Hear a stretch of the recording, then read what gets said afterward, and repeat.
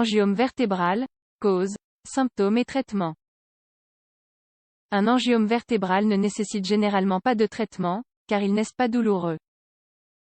En cas de complications, la première chose à faire est de gérer la douleur avec différents antalgiques. Un angiome vertébral, également connu sous le nom d'hémangiome, est une structure vasculaire constituée de tissus provenant de vaisseaux sanguins situés dans la vertèbre. Cela se produit généralement en raison d'une erreur dans le développement embryonnaire. Normalement, on en parle comme s'il s'agissait d'une tumeur maligne, mais en réalité, il s'agit d'une malformation des vaisseaux sanguins. Ce sont des lésions non cancéreuses qui se développent normalement dans la partie thoracique de la colonne vertébrale. Dans la plupart des cas, il n'y a pas de symptômes. Les tests de diagnostic sont l'IRM, la tomodensitométrie ou la biopsie. L'origine et la cause de sa formation ne sont pas exactement connues, mais la théorie la plus largement acceptée est que l'angiogenèse est impliquée dans la formation des angiomes. Les symptômes de l'angiome vertébral. Comme nous l'avons vu, un angiome vertébral est une croissance des vaisseaux sanguins dans les vertèbres.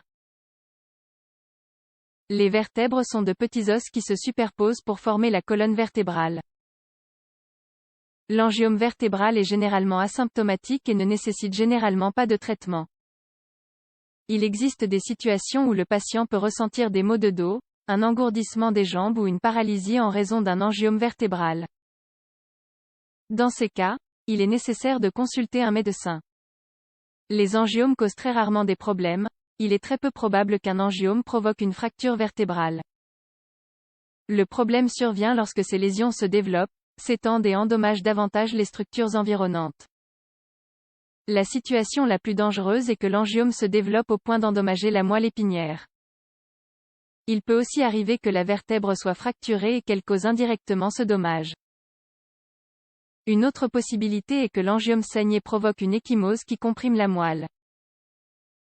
Toutes ces complications, lorsqu'elles surviennent généralement dans la zone dorsale de la colonne vertébrale.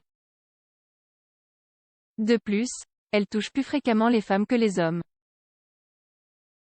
Il est important de préciser que l'angiome vertébral n'est pas une tumeur maligne, il n'a donc pas la capacité de produire des métastases. Le diagnostic. Pour diagnostiquer un angiome vertébral, on a souvent recours à des tests d'imagerie, tels que le scanner et l'IRM. La plupart des angiomes ont leurs propres caractéristiques qui les définissent.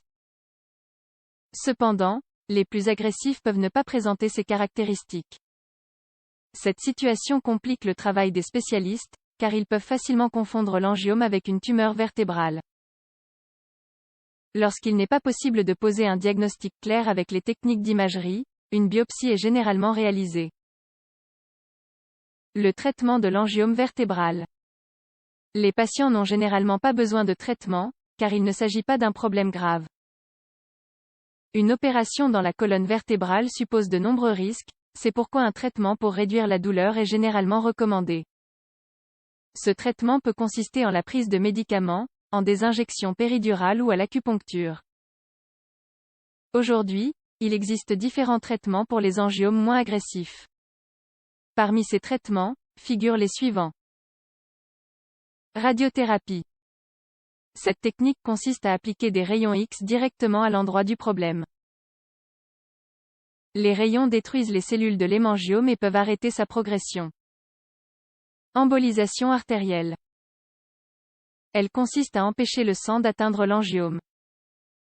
Des particules faites d'éponge ou de gélatine sont injectées à travers un cathéter et bloqueront l'artère et le flux sanguin vers l'angiome. Injections alcoolisées ou vertébroplastie.